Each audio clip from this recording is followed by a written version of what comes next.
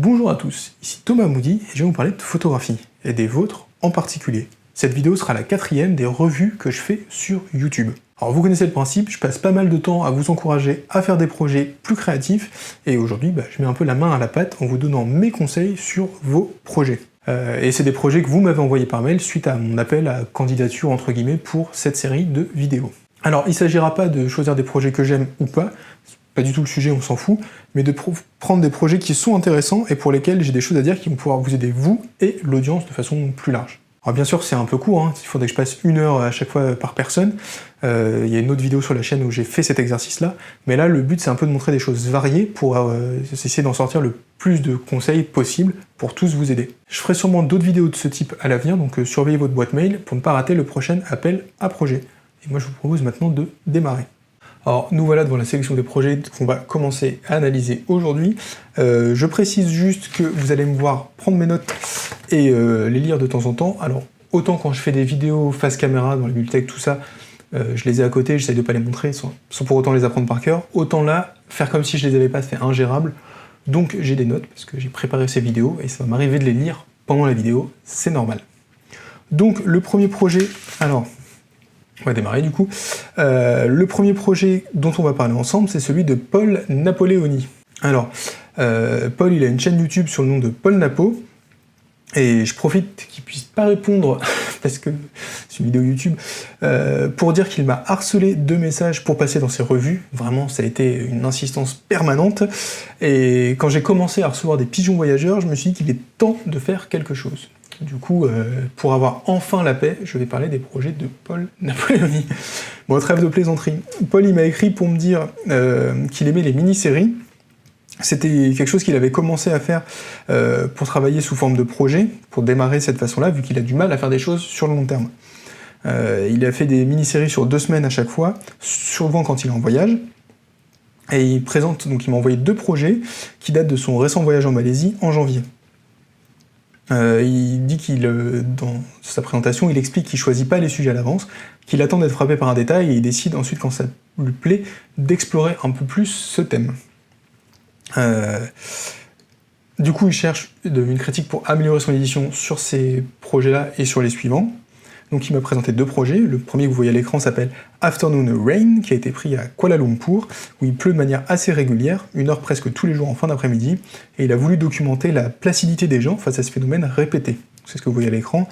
Et le deuxième qu'on verra après s'appelle Breakfast, et en fait, durant ses balades, toujours dans le même endroit, à Kuala Lumpur, il a été marqué par le fait que c'est très animé de 7h à 9h, parce que le petit déjeuner c'est un repas qui se prend dehors là-bas, et que pour les 3 cultures, donc les Malais, les Indiens et les Chinois, c'était important d'être à l'extérieur. Et du coup, il a cherché à montrer à travers ses photographies cette animation matinale, et comment cette passion du petit-déj rapproche les 3 cultures, même s'ils mangent pas la même chose et ils partagent pas ça ensemble. Donc c'est un peu pointu si on connaît pas le pays apparemment, et il se demandait si la série était cohérente ou non, et on va y passer aussi un petit peu de temps. Du coup, démarrons ensemble cette analyse de projet. J'ai juste un peu soif. Ah oui, là je suis sans secret en fait. Je suis un homme qui boit et qui a des notes quand il prépare ses vidéos. Hop. Donc on va regarder les images de Paul. Je vous les passe juste une fois avant de rentrer dans le vif du sujet. Alors de toute façon vous voyez l'adresse du site si jamais vous voulez aller les voir ensuite. Alors, ça va être peut-être un peu dur dit comme ça, mais c'est pas du tout dit méchamment comme aucune de ces critiques. Le Rain, les photos sont cool en soi, par exemple, celle-là c'est une de mes préférées de la série. J'aime bien ce mélange d'objets un peu partout, très quotidien, des chaussures, etc. Il y a un côté un peu disparate, surréaliste que j'aime bien, avec le temps assez suspendu, parce que tu as utilisé une vitesse un peu rapide, je pense, ce qui fait que la pluie est assez figée. Donc dans l'absolu, les images que je vois sont bien, mais j'ai l'impression que le sujet n'est pas vraiment traité. Alors, le sujet, tu m'as dit que c'était pas la pluie, c'était la placidité des gens face à la pluie. Et à part celle-là, donc il y a un homme qui te regarde et tu sens qu'il patiente et qu'il est un petit peu résigné à l'idée. Dans le restant des images, là ça l'est un peu visible, parce qu'il patiente sous la pluie, et voilà. Mais dans le restant des images, comme celle-ci, c'est plus des scènes d'action quotidiennes sous la pluie. Tu vois, là les gens sont avec des parapluies, comme ça se passerait en Europe quand il pleut en fait. Et en fait, je pense qu'on arrive aux limites de la photographie, c'est-à-dire, on peut pas tout dire avec tous les médiums, tu vois. Je sais pas, en sculpture, tu peux pas raconter le Seigneur des Anneaux, et en littérature, je sais pas, tu peux pas faire exprimer de la musique en littérature, tu vois, des sons, c'est hyper compliqué, tu peux les décrire, tout ça, mais voilà. Donc il y a quand même une limite à chaque pratique artistique, et je pense que tu tapes un petit peu sur celle de la photographie en faisant ça. Alors, j'en parle parce que c'est quelque chose que j'ai beaucoup vu dans le cadre du confinement. C'est-à-dire, il y a beaucoup des projets qui m'ont été envoyés qui étaient liés au confinement. En fait, dans ces projets, on avait du mal à faire la différence entre le confinement, qui était censé être le sujet du projet, et un dimanche ordinaire. Et là, dans ce que tu montres, j'ai un petit peu le même problème, qui est que j'ai du mal à faire la différence entre n'importe quel jour où il pleut dans une ville du monde, et Kuala Lumpur, où il pleut tout le temps, 1 heure tous les jours, et où les gens sont résignés. Donc, soit il aurait peut-être fallu axer plus le projet vraiment sur les gens, et tu vois, les photos un peu de silhouette loin comme ça, les enlever, et vraiment se concentrer sur la placidité des gens, mais peut-être qu'en 2 semaines c'était court, parce que c'est peut-être un truc qui, pour avoir la matière nécessaire pour le faire, va te demander de rester 6 mois, 1 an, oui, le son tourne, qui va te demander de rester 6 mois, 1 an, donc peut-être que c'est le fait que tu sois pas resté assez longtemps qui t'est bloqué, et le fait que la photographie est peut-être pas forcément le plus adapté pour montrer ça.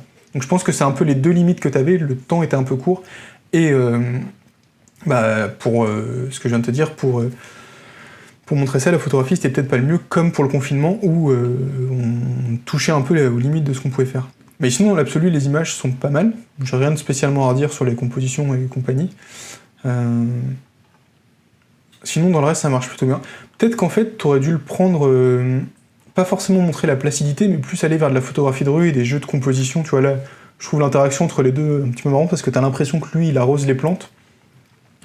Peut-être que t'aurais plus dû aller vers de la photographie de rue et être plus rentre-dedans avec les gens, plus, tu vois, là, enfin, rentre-dedans.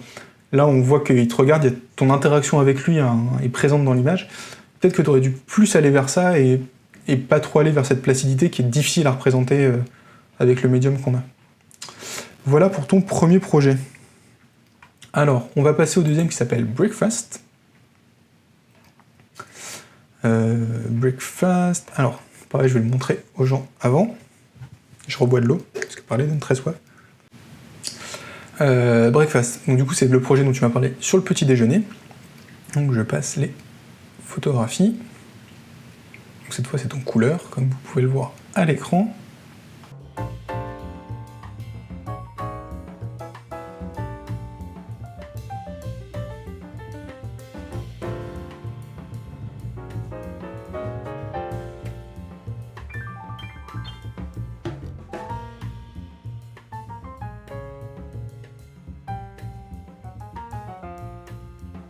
Et on est bon. On arrive à la fin. Alors, le premier problème que je vois dans ta série, c'est que tu m'as montré 2 fois la même photo, Paul. Tu essayes de m'avoir, tu tentes de m'arnaquer. Celle-ci, et, attention, celle-là. Et je suis pas dupe quand on me montre 2 fois la même image. Du coup, toujours penser à vérifier ces sites web avant la mise en ligne, c'est jamais perdu. Alors, il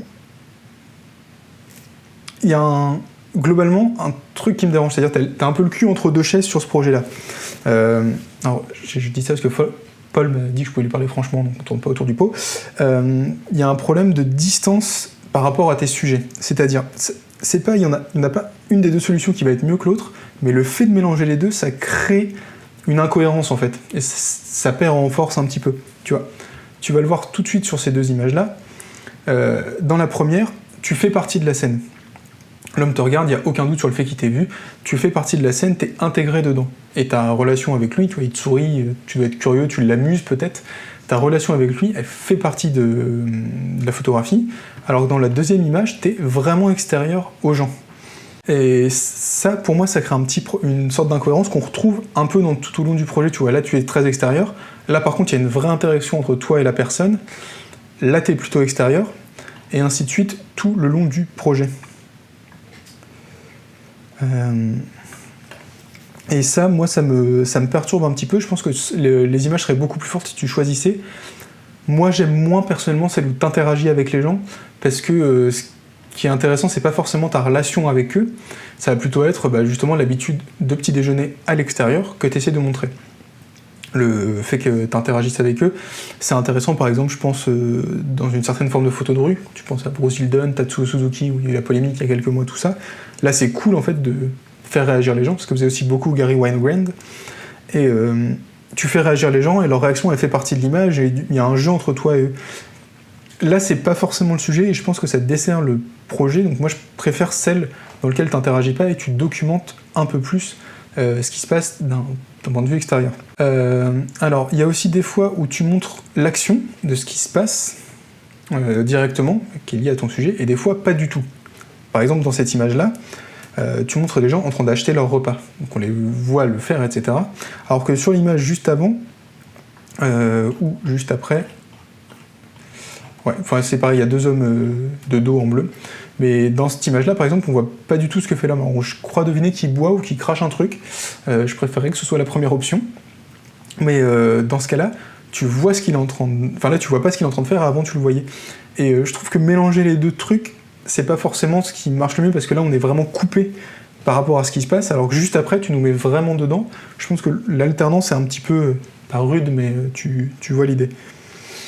Par contre, alors il y a aussi des très bonnes idées, genre... Où est-ce que c'est ? Je vais le retrouver. Comme ça.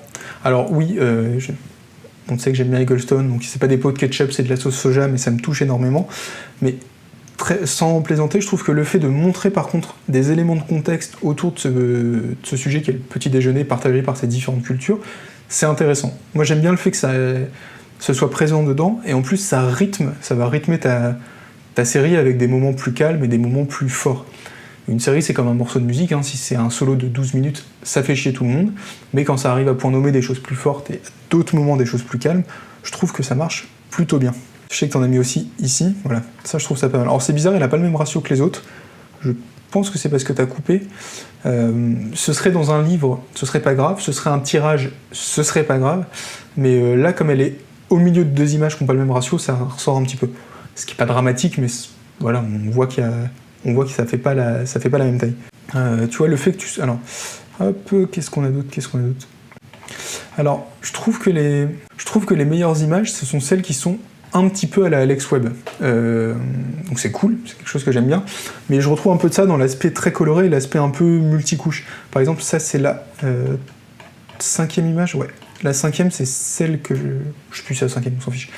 Ça j'aime beaucoup, tu vois, t'as un premier plan qui sont les chaises, ensuite t'as l'homme, ensuite t'as un point de fuite vers la droite qui amène vers autre chose, t'as le bar, derrière le bar, t'as encore du grillage et encore derrière ce qui se passe. Donc en fait c'est construit de plein de couches, un peu à la Alex Webb, et ces trucs-là je trouve ça plutôt pas mal, et je trouve que ça marche plutôt bien. Alors ça a été fait par Webb, c'est pas pour autant qu'on peut pas le faire, s'en inspirer, le nourrir dans ta photographie, mais ce genre de truc je trouve que ça marche plutôt bien.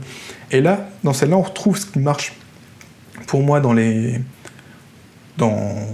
certaines photographies de son projet, c'est le fait que tu sois extérieur à la scène. Là, tu documentes vraiment le petit déjeuner, c'est pile dedans. T'es pas dans la scène, c'est vraiment la scène telle qu'elle se passait, et je trouve ça plutôt cool. Il y en a d'autres qui sont comme ça. Ça, je dirais Eggleston. Enfin, je dirais c'est mon goût personnel. Tu vois, là, t'es quand même hyper proche de la dame, par exemple, mais elle interagit pas avec toi. T'es hyper proche, mais il n'y a pas de sourire, il n'y a pas d'échange, tout ça, et t'es toujours dans cette documentation du petit déjeuner. En plus, on voit qu'elle mange pas la même chose forcément que les autres avant, donc ça marche bien, je trouve. Là, je suis un petit poil mitigé sur celle-là, dans le sens où d'un côté, on est coupé de l'homme et de l'action à cause du journal, mais de l'autre, on retrouve cette composition multicouche, on va appeler ça, à la Alex Webb, que j'aime bien, donc avec les chaises sur les côtés, qui vraiment donne une impression d'espace à l'image, le fait de les avoir au premier plan. Ensuite, on a l'homme, le mur, la forme géométrique qui est intéressante. Je mettrais plutôt ça dans celle que j'aime bien. Celle-là aussi, je trouve ça pas mal. Déjà, le fait que le journal revienne dans la série. Et encore une fois, t'as plusieurs profondeurs. T'as d'abord la grille, puis l'homme, son journal. Il y a ces lunettes qui ressortent vachement bien parce qu'ils sont en plus dans un cadre. Elles sont là, dans un cadre séparé. Donc je trouve que il y a encore cette fois une profondeur et plein de couches, et je trouve que ça marche bien. J'ai soif. Ouais, celle-là, je suis un peu moins fan sur le... Elle est un peu plus classique par rapport aux autres, en fait. C'est pas une mauvaise photographie, mais c'est très Steve McCurry, National Geographic, vous voyez comment ça se passe à l'étranger. c'est très bien, dans l'absolu, j'ai rien contre, hein, si tu faisais que ça, ce serait cool, mais dans les autres que tu m'as montré, je t'ai dit, celles qui ont plus de profondeur, plus de structure dans la composition, elles sont un peu meilleures que ce genre d'image. Voilà, là, il y a de l'interaction, ça marche plutôt bien. Tu vois, ça marche plutôt bien, pareil, t'es extérieur et hop, il y a un jeu entre les regards, entre les hommes, le premier regarde le deuxième, l'autre est en train de manger, etc. C'est des choses qui fonctionnent bien. De l'illustration de ce qui se passe. Madame qui mange. Ça c'est pareil, ça me fait un peu penser à la photographie de l'homme avec le journal qu'on a vu au-dessus, dans le sens où c'est pareil, t'es coupé de l'action parce que la personne ne te regarde pas, comme la personne qui avait le journal tout à l'heure, mais il y a plein de plans. T'as l'assiette qu'elle est en train de te tendre, tu vois qu'elle regarde une autre personne, donc tu rentres vraiment dans l'image et dans l'action, les femmes échangent et se regardent entre elles, ça marche encore une fois plutôt bien ce genre de truc. Ça, il y a le regard, je suis moins partant, et ça c'est la double image, donc je n'en parlerai pas deux fois. Donc voilà ce que je pourrais te dire, Paul, pour résumer. Faire attention un peu aux projets où la photographie va être limitée, et surtout si tu as peu de temps, où ça va être un peu compliqué de traiter vraiment ton sujet avec. Peut-être que tu as vu un peu gros pour 2 semaines. Et dans tes autres photographies, donc celle-là, vraiment réfléchir à la distance et à ton implication dans les images. Qu'est-ce que tu mets toi dedans et tout, est-ce qu'il faut en mettre beaucoup ou pas du tout. Et bosser sur des images avec beaucoup de profondeur et de couches, parce que tu le fais plutôt bien et c'est pas chiant à regarder. Donc, voilà. Alors, le deuxième projet dont on va parler, c'est celui d'Adrien Michel. Donc Adrien Michel, il m'a envoyé un projet sur Tchernobyl qui s'appelle Sfema X fois Tchernobyl, X Tchernobyl, je sais pas comment on doit dire. Donc en fait, depuis 86, la catastrophe nucléaire de Tchernobyl, elle a créé une énorme zone d'exclusion de 2600 km², et c'est un endroit qui a une ambiance très particulière qu'il a essayé de capturer dans cette série d'images. Un mélange d'abandon et de vie, de béton et de végétation. Il a été une première fois en janvier 2018, et c'est lié d'amitié avec une personne sur place, et une personne qui, quelques mois plus tard, a trouvé des rouleaux de pellicule de couleur Svema datant de 1985 dans la zone. Donc il a utilisé ces pellicules qui étaient probablement irradiées pour obtenir une espèce de patine authentique, et pour peu qu'elle soit exploitable. Il n'était pas sûr qu'elle puisse marcher quand il a fait le projet. Donc il a utilisé un Fujifilm GW690-3, qui a un moyen format 6:9, qui permettait de faire 80 photos, et du fait de l'âge des pellicules, il les a fortement surexposées.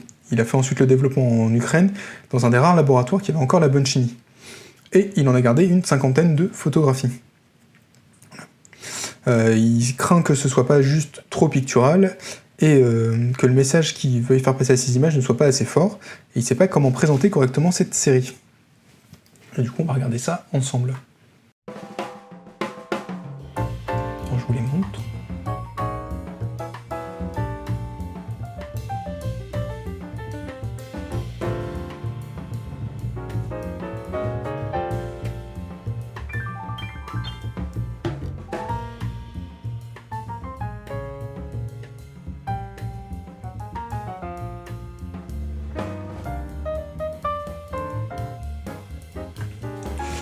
Alors, hop.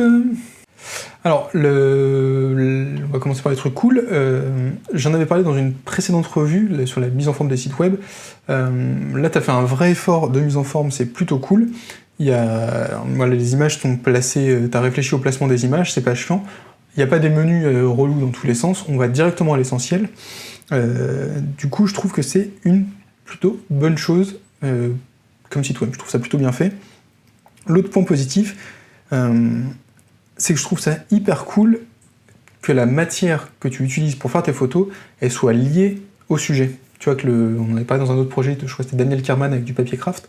Je trouve ça hyper cool que ce soit lié comme ça et que ça a un sens et que tu travailles aussi sur la matière un peu comme un plasticien. Donc ça, je trouve que c'est des très bonnes choses. Alors, je trouve pas que ce soit une série simplement picturale. Je trouve pas du tout que ce soit le cas. Ça parle justement de ce drame, elle parle de ce drame en utilisant des outils qui étaient sur place, ça c'est intéressant. Il n'y a pas de raison que ce soit pas un projet à part entière. Par contre, il y a quelques petits défauts dont on peut parler ensemble.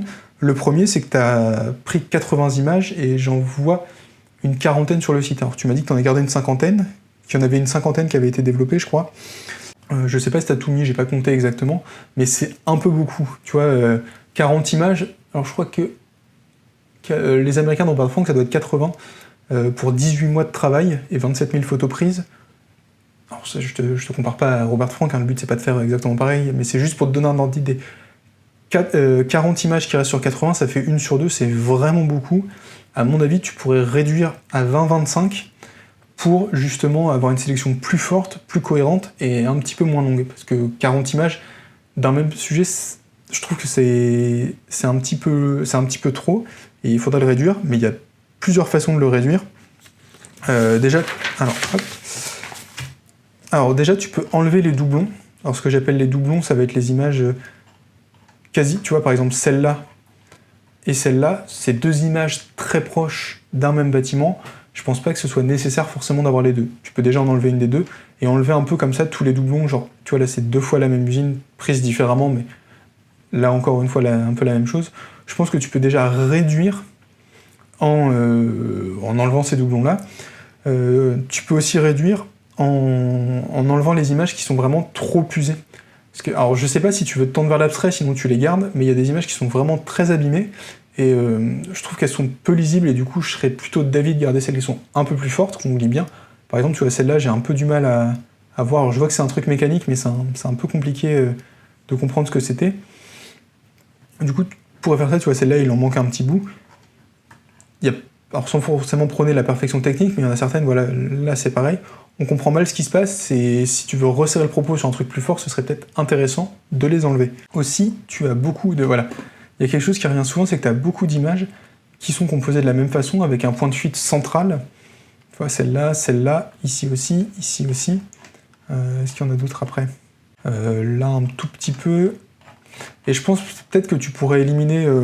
si tu élimines en fait ça, les images qui font un peu doublon, celles qui sont peu lisibles, et celles qui sont composées de la même façon, à mon avis, tu vas réduire ta sélection et tu auras déjà un truc un petit peu plus hétérogène et qui passe vachement mieux. Mais sinon, je trouve ça hyper cool d'avoir fait ça, et je t'invite à retravailler ta sélection et à en faire un truc. À bosser de la même façon sur des tirages, sur un petit bouquin, sur une expo, sur un portfolio. Il y a Jean-Christophe Béchet et Sylvie Hugues qui ont sorti un livre sur le sujet, donc il y a largement la matière pour faire un petit portfolio sur ça, et aller le présenter à toutes les lectures de portfolio de France. Et le dernier projet dont on va parler dans cette vidéo, c'est celui de Nicolas Dietrich. Nicolas Dietrich qui nous présente son projet qui s'appelle Hall of Fame, donc c'est un projet dédié aux personnes lambda qui agissent au quotidien dans leur entourage, leur environnement proche, de manière bénévole ou non, que ce soit pour l'environnement, la lutte contre les discriminations et le soutien aux réfugiés. Son idée, c'est de valoriser ces personnes qui sont souvent très discrètes, peut-être pour faire naître des vocations. Si ils ou elles le font, je peux aussi, pas besoin de donner 40 heures de mon temps par semaine pour aider, etc. Donc il cherche à un peu ouvrir les consciences par ce projet. Donc il procède de la manière suivante. Au fur et à mesure des rencontres, des connexions et de bouteilles à la mer sur les réseaux sociaux, il rencontre des personnes volontaires, il prend le temps de discuter avec elles, et ensuite il les enregistre vocalement et leur pose une série de questions. Et quand elles sont à l'aise, il les prend en photo, un portrait noir et blanc ou une scène de l'environnement en couleur où elles peuvent poser comme elles le souhaitent. Donc avant de devenir photographe, il était acteur dans le secteur social. Avant de devenir photographe, il bossait dans le secteur social. Il est également géographe de formation. Donc il a croisé la route de beaucoup de personnes engagées et altruistes, et il avait envie de leur rendre hommage dans cette série de photographies. Et puis ça lui fait plutôt du bien, parce que c'est quelqu'un de pessimiste, et ça lui donne du courage et de l'espoir. Alors ces questions, c'est est-ce que son message est clair ? Quand est-ce qu'il doit s'arrêter ? Il a aussi beaucoup de difficultés à identifier les personnes à l'étranger, il me demande des conseils, et à quel moment valoriser ce projet s'il mérite d'être valorisé. Alors on va faire simple pour le dérouler de ce bout de lecture de portfolio.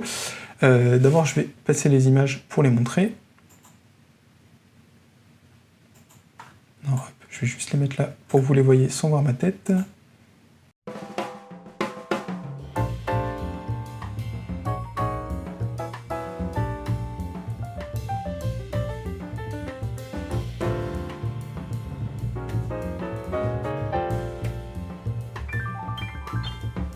J'ai peut-être zappé un peu vite, je suis désolé. Vous ferez pause si vous voulez les revoir.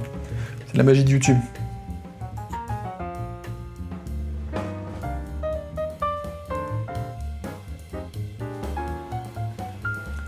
Hop là.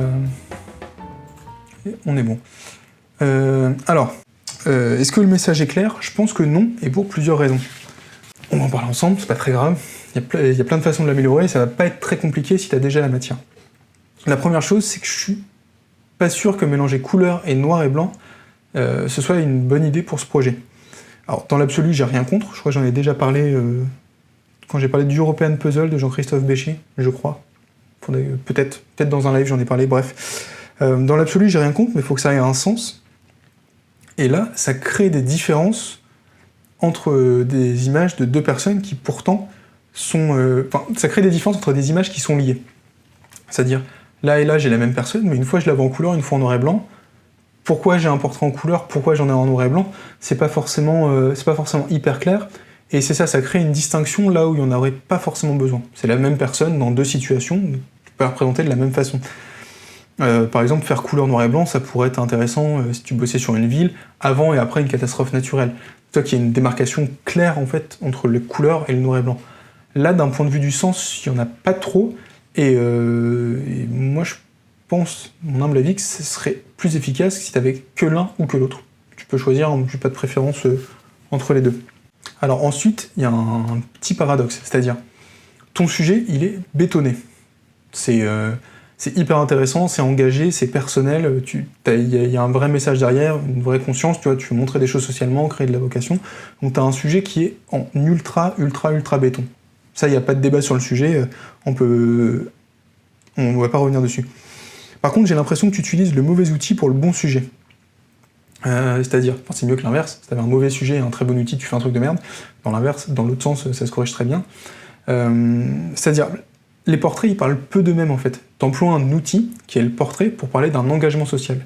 Et je pense que c'est pas la bonne approche, dans le sens où peut-être la photographie de reportage, documentaire, ça permettrait plus photographiquement de faire ressortir ton sujet que le portrait seul, comme ça. Du coup, tu vois, moi je préfère les images en contexte, comme celle-ci, où là tu vois la personne en train de travailler, tu vois qu'il y a des papiers, etc. derrière, de l'information. Tu sens qu'il fait quelque chose, qu'il agit, qu'il travaille. Alors que là, ça pourrait être le portrait de, je sais pas, ton oncle après un barbecue. Je schématise, mais c'est un peu l'idée en fait. Les portraits pour moi seuls, ils sont vachement moins forts que tes images en situation. Donc peut-être ce serait plus sur ça qu'il faudrait axer, c'est-à-dire plus... plus suivre ces gens sur le long terme et les photographier en situation dans le cas où ils travaillent. Et aussi, tu m'as dit que tu faisais des interviews, donc ce serait cool de produire du texte à côté des images. Alors, c'est pas toujours une nécessité. Sur les projets d'avant, je vais pas parler de texte parce que c'était pas un outil qui était nécessaire. Là, ça me paraît quand même intéressant de l'avoir, parce que quand je vois ces images, j'ai envie de connaître l'histoire de ces gens, en fait. Quand je vois, par exemple, je sais pas, ce monsieur-là, bah, il est dans ton projet, donc je sais qu'apparemment, il fait quelque chose qui est bien, mais je sais pas ce que c'est. Et du coup, ce serait peut-être bien d'alterner les deux, images et texte. Il faudrait peut-être que tu regardes ce qui a été fait, c'est un livre qui a été produit par Mediapart de mémoire, qui s'appelle « La France vue d'ici », et qui contient plein de petits essais sur plein de sujets sociaux, les travailleurs, les gens qui vivent dans l'Est, dans les régions un peu pauvres, qui n'ont pas de travail, enfin bref. Je vais pas me risquer à les lister de tête parce que je m'en souviens plus, mais c'est peut-être un livre où il faudrait que tu vois les mécanismes qu'ils ont employés pour montrer des situations par la photographie et les outils qu'ils ont utilisés. Parce qu'à mon avis, ton sujet il est très très bien, mais il faut un petit peu améliorer les outils que tu utilises pour le matérialiser par l'image. Alors, quand t'arrêter, j'ai envie de dire quand ce sera fini. C'est vachement bien comme réponse, t'es content de passer pour avoir ça. Ça valait le coup, merci Thomas. Non, mais en fait, il faudrait que tu définisses une sorte de cadre commun, alors que tu travailles, je sais pas, auprès de tous les travailleurs d'une ville, tous les travailleurs que tu rencontres sur une année, enfin, qui est un cadre qui lie un peu tous ces gens, parce que tu t'es défini des bornes, et quand t'as assez de matière pour traiter ce sujet qui sera abordé, c'est là que tu t'arrêtes. Alors je te dis, ça peut être toutes les associations de ta ville, et tu les appelles un peu une par une, tu les vois tous, et une fois que tu as ce panorama sur un endroit, ton projet il s'arrête, mais voilà, ça va être à toi un peu de définir ses limites. Après, tu peux faire ça sur 10 ans, tu peux faire ça, je sais pas, en te disant, c'est la durée du quinquennat de Macron, par exemple, tu prends un temps politique et tu montres le travail social sur ce temps politique-là. Il y a plein de façons de faire, mais il faut garder un peu ce mécanisme en tête, tu te mets des bornes, et quand ça s'arrête, c'est et que tu as assez de matière, normalement c'est bon. Alors, tu me parlais aussi d'identifier les personnes à l'étranger. Faut, je pense, prendre des notes. Tu m'as dit que tu discutais avec. Je comprends pas très bien la question. Tu peux la reposer en commentaire de la vidéo. Je te répondrai. Pour valoriser ce projet ensuite, il y a plusieurs façons de le faire. Tu peux le mettre en ligne, tu peux en parler autour de toi, aux associations, par exemple à ta mairie, aux galeries photos de ta ville. C'est peut-être là que tu vas te faire des contacts et tu vas trouver des gens qui seraient intéressés pour diffuser ça. Il faut tout simplement faire connaître le truc. Tu trouveras peut-être comme ça un endroit pour représenter tes images. Peut-être en parler aussi sur Twitter, etc. Tu vois, genre, il y a peut-être des journaux que ça m'intéressait de montrer ça.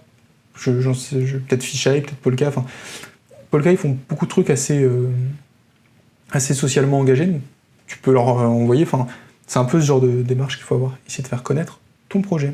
En tout cas, globalement, on retient que c'est hyper cool, c'est vachement bien d'avoir un sujet fort comme ça sur lequel tu travailles, et pour moi, la prochaine étape, c'est vraiment d'affiner tes outils, et après, tu fonces, et tu nous fais un truc hyper cool. Merci à tous d'avoir regardé cette vidéo jusqu'au bout, j'espère qu'elle vous aura plu et qu'elle vous aura été très utile. Si vous mettez des commentaires, déjà c'est cool, merci. N'oubliez pas que chacun est un peu libre de ses choix artistiquement, et essayez de différencier au maximum ce qui relève de vos goûts, et de ce qui va relever de conseils plus généraux que vous pouvez donner aux gens. Vous pouvez aimer ou pas les travaux qui viennent de passer, c'est pas vraiment le sujet, c'est plus si jamais vous participez dans les commentaires, essayez d'être constructif et d'aider, plutôt que de donner des conseils qui feraient tendre les projets vers ce que vous aimez. C'est pas vraiment le but. Le but d'un projet, c'est toujours pareil, c'est pas de plaire à tous, c'est de répondre au mieux aux propos de base. Si vous aussi, vous voulez vous lancer dans un projet photo, n'hésitez pas à télécharger le livre qui s'appelle 10 outils indispensables pour votre projet photo, c'est dans le nom du livre, et à surveiller vos mails, comme je le disais, pour ne pas laisser passer le prochain appel à projet. D'ailleurs, j'en ai parlé un petit peu en introduction, mais si j'ai pas parlé de votre projet, je suis désolé, c'est juste que je reçois beaucoup de mails à chaque fois, et je peux déjà pas répondre à tout le monde, et je peux encore moins présenter tout le monde dans les vidéos. J'essaie vraiment de me concentrer sur ce qui va être utile à la plupart des spectateurs. Mais quoi qu'il en soit, ça me fait toujours hyper plaisir de recevoir tous ces projets, de voir que vous faites l'effort de produire du texte, des fois des mises en forme, des sites web, etc. C'est toujours hyper cool à voir que vous êtes motivé et que vous êtes là derrière. Et aussi, c'est une façon quand même indirecte de soutenir la chaîne, de la rendre vivante en participant à ce genre de vidéos. Donc merci beaucoup à tous.